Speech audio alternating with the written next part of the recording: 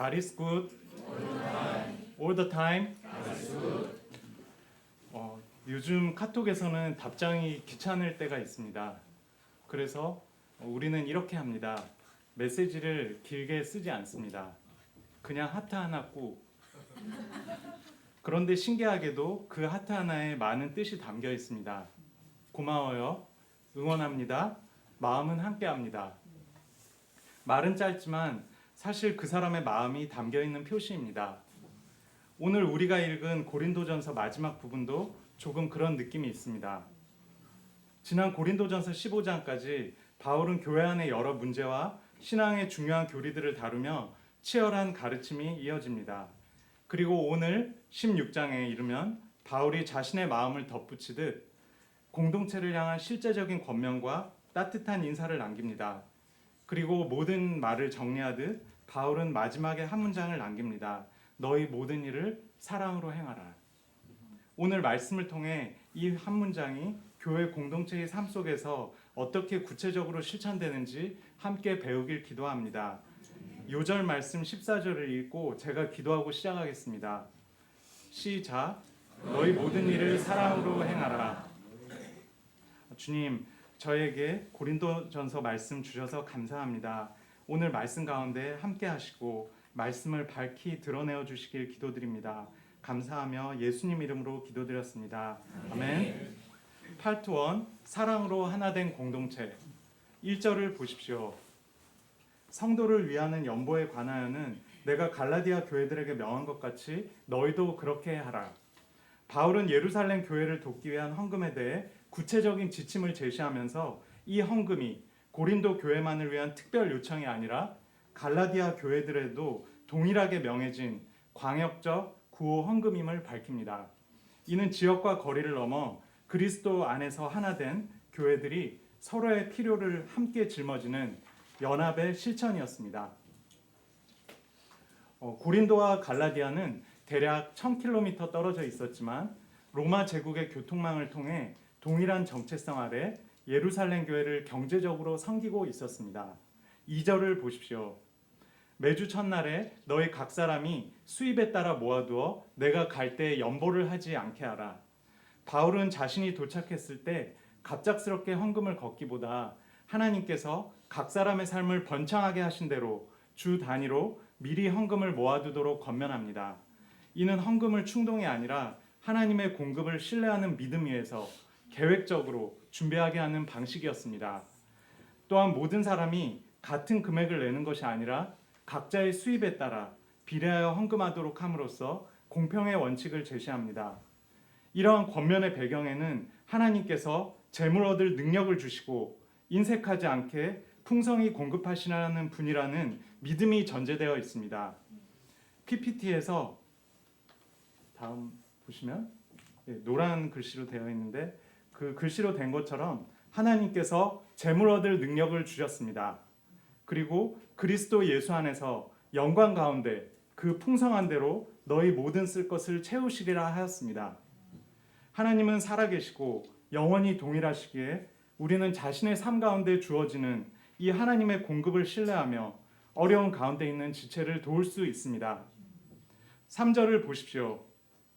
내가 이를 때 너희가 인정한 사람에게 편지를 주어 너희의 은혜를 예루살렘으로 가지고 가게 하리니. 바울은 사도로서 충분한 권위가 있었지만 재정 문제 앞에서 한 발짝 물러서며 교회가 직접 대표자를 세우고 헌금을 예루살렘에 전달하게 하였습니다. 이는 헌금의 투명성과 교회 공동체의 책임을 분명히 하기 위한 좋은 방법이었습니다. 바울은 돈 문제만큼 공동체의 신뢰를 무너뜨리기 쉬운 것이 없다는 점을 알았기에 의심과 오해의 여지를 처음부터 차단했습니다. 동시에 성도들이 헌금의 주체로 참여하게 함으로써 연보를 개인의 선행이 아니라 공동체 전체의 사역으로 만들고 교회를 더욱 건강하게 세워갔습니다. 그렇지만 여기에는 더 깊은 영적인 의미가 있습니다. 바울은 이방교회 성도들이 예루살렘 교회, 즉 유대인 신자들에게 빚진 자라는 인식을 갖기를 원했습니다. 이방인 성도들이 누린 복음의 은혜는 유대인 신자들의 기도와 헌신을 통해 흘러온 것입니다. 따라서 이 연보는 단순한 구제가 아니라 영적인 은혜에 대한 감사의 표현이자 책임 있는 응답이었습니다. 동시에 이방교회 대표들이 직접 헌금을 전달하는 것은 선민의식이 강했던 예루살렘 교회가 이방 신자들을 동등한 하나님의 백성으로 받아들이는 상징적인 행위이기도 했습니다. 이처럼 바울은 연보라는 행위를 통해 유대인과 이방인이 예수 그리스도 안에서 하나된 교회임을 실제적으로 알게 하였습니다. 이어서 바울은 자신의 사역 계획을 전합니다. 5, 6절을 다 같이 읽겠습니다. 시작. 마게도냐를 지날 터이니 마게도냐를 지난 후에 너에게 가서 혹 너희와 함께 머물며 겨울을 지낼 듯도 하니 이는 너희가 나를 내가 갈 곳으로 보내어 주게 함이라. PPT 지도에서 보시는 것처럼 바울은 현재 에베소에 있습니다. 그는 마게도냐를 지나 고린도에 머물며 겨울을 지내고자 합니다. 단순한 출장 일정 공유 같지만 속뜻은 깊습니다. 바울은 고린도에서 잠깐 얼굴만 비추고 갈 생각이 아니라 충분한 시간을 두고 그들의 문제를 함께 나누기를 바란 것입니다. 7절도 다 같이 읽겠습니다. 시작. 이제는 지나는 길에 너희 보기를 원하지 아니하노니 이는 만일 주께서 허락하시면 얼마 동안 너희와 함께 머물기를 바람이라. 바울은 서두르지 않고 공동체 회복에 집중하고자 했습니다. 여러 도시를 최대한 많이 방문해서 양적인 성과를 내기보다 하나의 공동체에 깊이 머물면서 그들의 문제를 함께 해결하고 예수 그리스도 안에서 관계를 회복하고자 하였습니다. 이와 함께 바울은 고린도에 당장 가지 않는 이유를 설명합니다. 8절 9절을 보십시오. 내가 오순절까지 에베소에 머물려 함은 내게 광대하고 유효한 문이 열렸으나 대적하는 자가 많으니라. 여기서 문은 기회, 대적하는 자는 반대의 세력을 뜻합니다. 일반적으로 큰 기회 앞에서 방해가 많으면 위축되기 쉽지만 바울의 시각은 달랐습니다. 오히려 저항이 많다는 것은 그만큼 중요한 영역에 들어섰음을 보여주는 증거라고 본 것입니다. 실제로 에베소에서는 이미 하나님의 강력한 역사가 일어나고 있었습니다. 사도행전 19장에 보면 아시아에 사는 자는 유대인이나 헬라인이나 다 주의 말씀을 듣게 되었고 마술을 행하던 사람들이 회개하여 마술책을 모든 사람 앞에서 불사르는 큰 회개의 역사가 일어났습니다. 이처럼 복음의 문이 활짝 열려있는 한가운데서 대적도 많았지만 바울은 물러서지 않았습니다.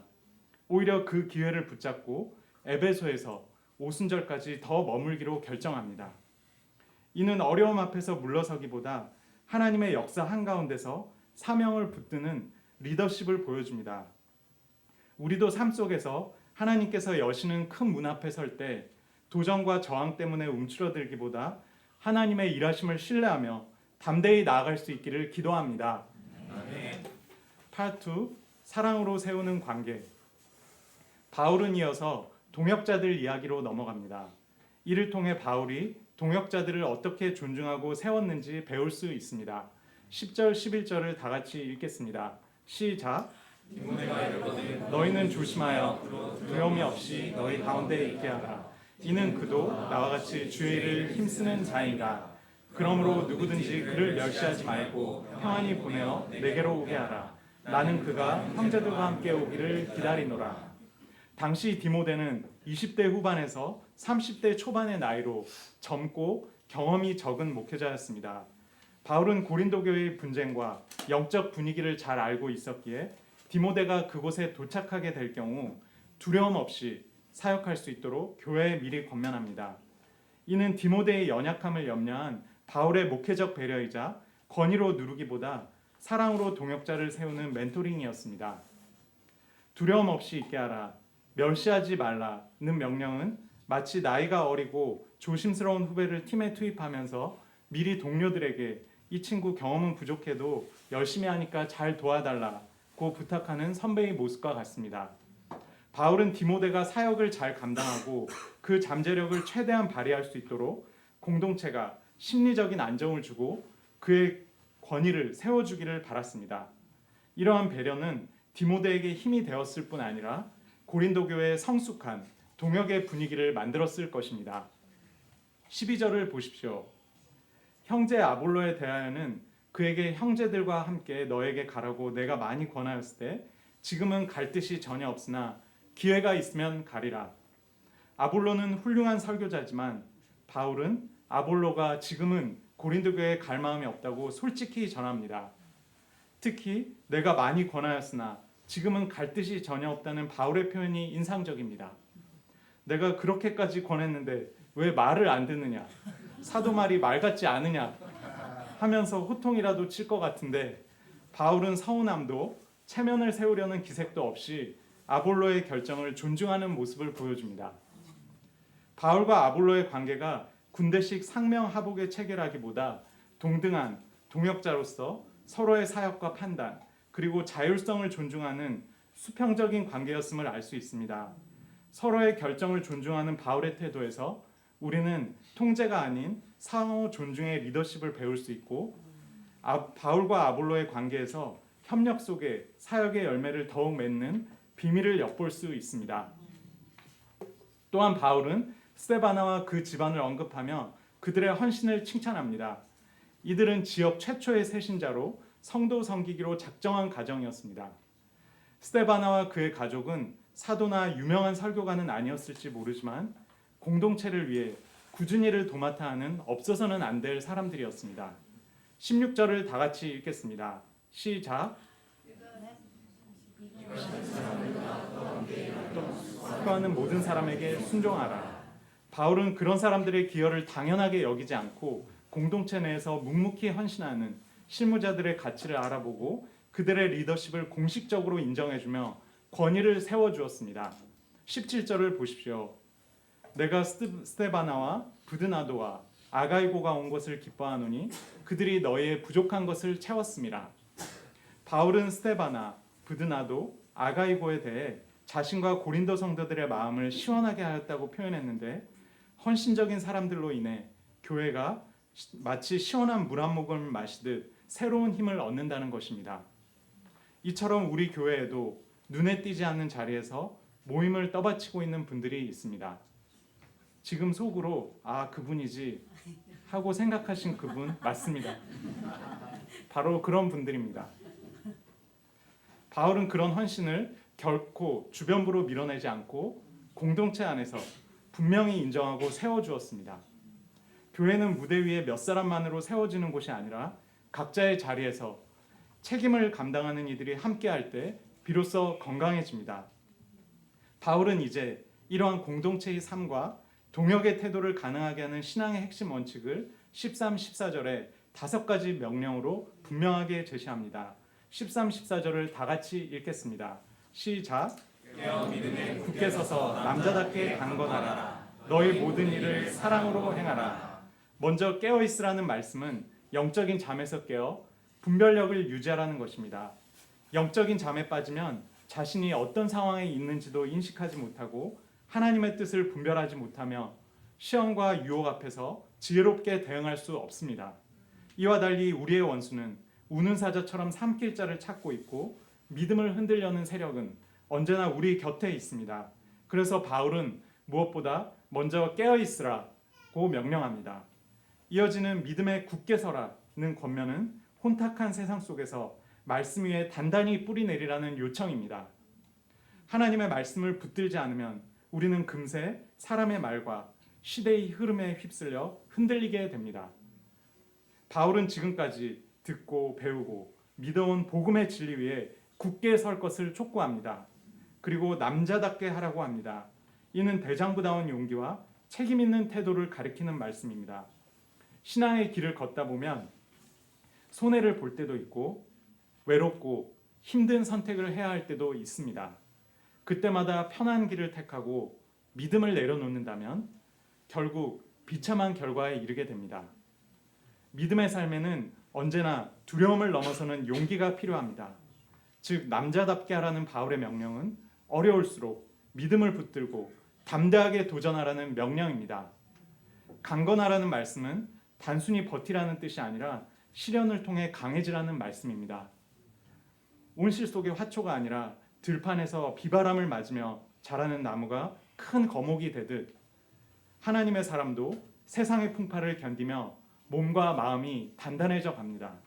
시련을 피하는 것이 아니라 하나님의 도우심을 의지하며 견뎌낼 때 우리는 강건한 믿음의 사람으로 자라게 됩니다. 그렇지만 바울은 이 모든 명령의 마지막에 가장 중요한 원칙을 덧붙입니다. 너희 모든 일을 사랑으로 행하라.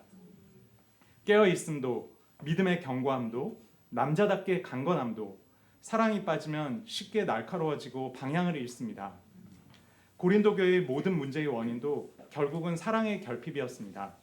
사랑이 없었기에 분쟁이 생기고 은사는 많았지만 교회는 세워지지 않았습니다. 모든 것을 바로 세우는 힘은 사랑입니다. 독생자를 내어주신 하나님의 사랑을 받고 그 사랑으로 모든 일을 행할 때 교회는 살아 움직이게 됩니다. 헌금을 준비하고 나누는 일도, 선교의 계획을 세우고 위험한 문 앞에 서는 일도, 동역자를 세우고 공동체를 섬기는 일도 모두 사랑으로 행할 때 비로소 의미를 가집니다. 모든 일을 사랑으로 행하라는 것은 공동체를 세우는 심장부와 같은 말씀입니다. 이후 편지의 끝자락에서 아시아의 교회들 그리고 아굴라와 브리스가와 그 집에 있는 교회로부터의 문안 인사를 전합니다. 여기서 말하는 아시아의 교회들은 바울이 사역하던 에베소를 중심으로 골로새와 라오디게아 등 소아시아 지역에 흩어져 있던 교회들을 가리킵니다. 이 문안은 단순한 안부 인사가 아니라 그리스도 안에서 한 몸을 이룬 성도들의 교제와 연대를 의미합니다. 고린도 교회는 결코 홀로 존재하는 공동체가 아니라 지역과 문화를 넘어 서로 연결된 하나님의 백성 가운데 하나였습니다. 특별히 바울은 아굴라와 브리스가 그리고 그 집에 있는 교회를 언급합니다. 초대교회는 별도의 예배당을 중심으로 모이기 전 신자들의 가정이 예배와 교제의 중심이 되었습니다. 이는 교회가 건물이 아니라 그리스도의 이름으로 모인 사람들이며 가까운 관계라는 사실을 깨닫게 해줍니다. 이어 바울은 너희는 거룩하게 입맞춤으로 서로 문안하라고 권면합니다. 이 거룩한 입맞춤은 초대교회에서 흔히 평화의 입맞춤이라 불리며 성도들이 예수 그리스도 안에서 한 가족, 한 형제 자매가 되었음을 표현하는 인사였습니다. 이는 단순한 형식이 아니라 서로의 안부를 묻고 관계를 확인해야 할 공동체적 책임을 뜻합니다. 성도는 결코 고립된 신앙인이 아닙니다. 이 문안 인사를 통해 고린도 성도들은 자신들이 외롭고 힘겹게 믿음 생활을 하는 존재가 아니라 아시아 전역에 흩어져 있으면서도 같은 주님을 섬기고 있는 거대한 신앙 공동체의 일부임을 깨달을 수 있습니다.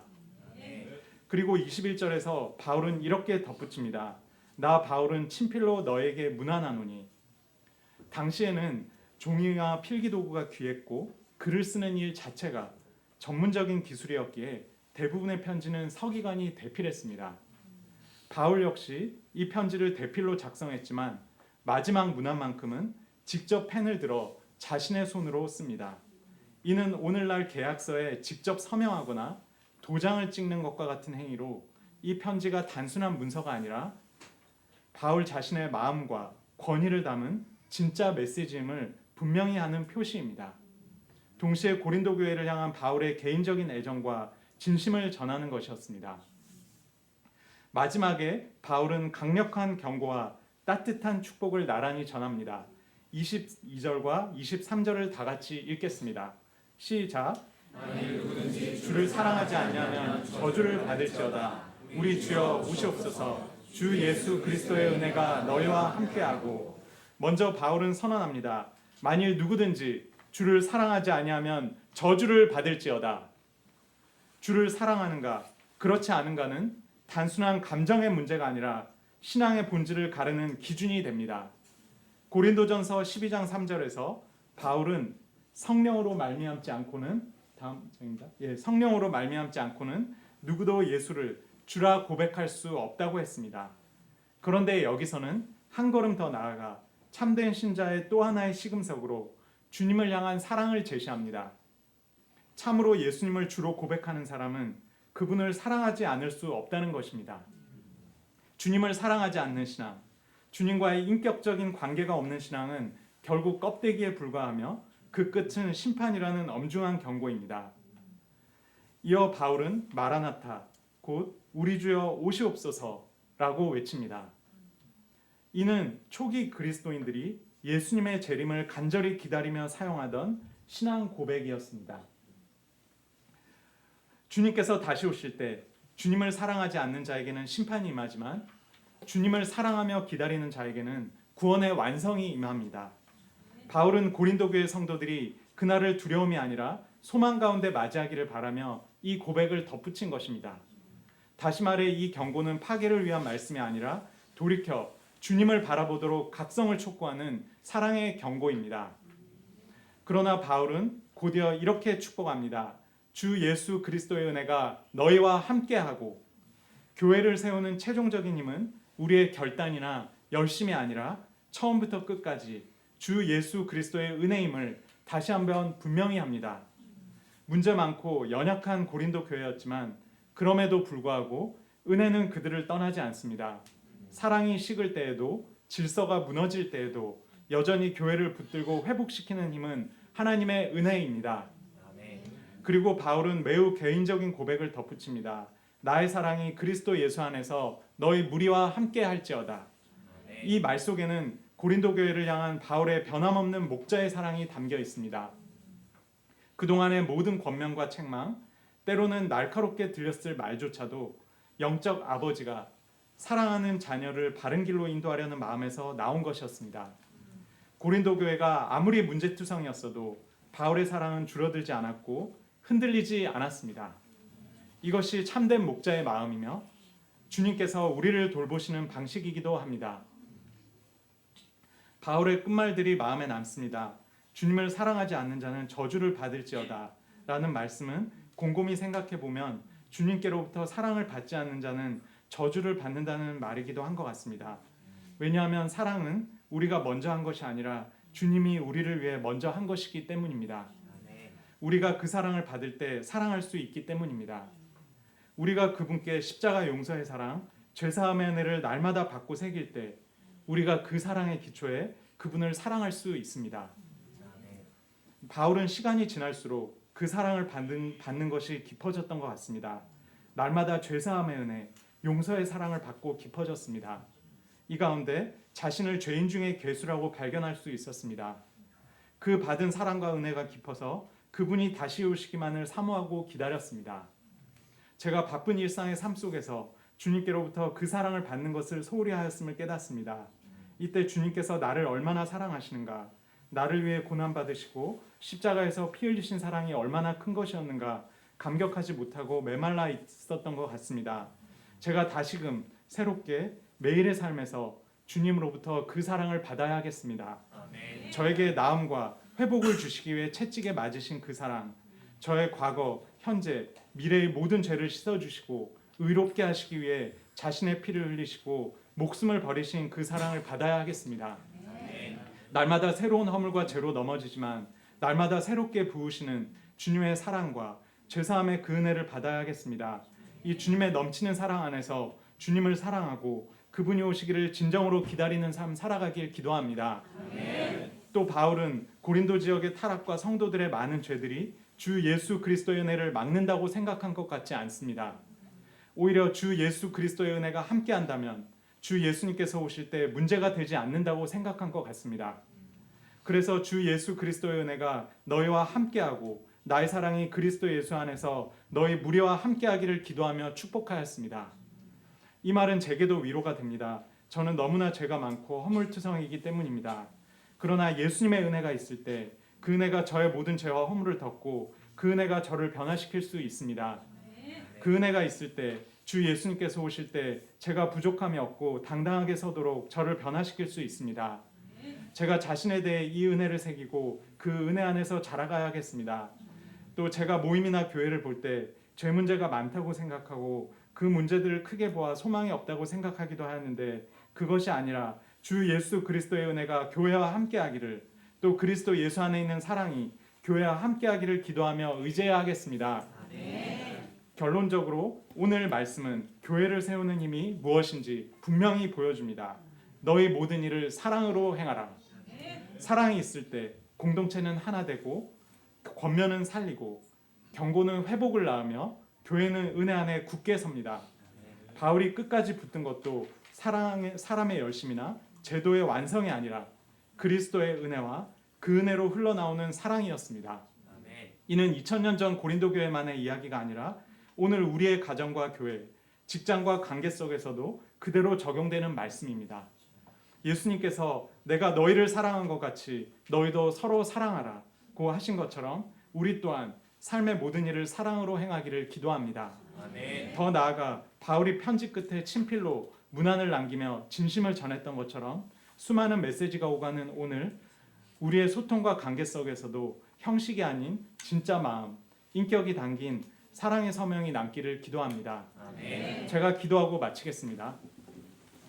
주님, 저희의 모든 죄와 허물을 씻으시고 사랑해 주신 주님의 사랑에 감사드립니다. 아멘. 저희가 그 사랑을 계속해서 받으며 주님을 사랑하고 모든 일을 사랑으로 행하도록 인도하시기를 기도드립니다. 아멘. 주님의 사랑과 은혜가 저희 교회와 함께하기를 기도드립니다. 감사하며 예수님 이름으로 기도드렸습니다. 아멘.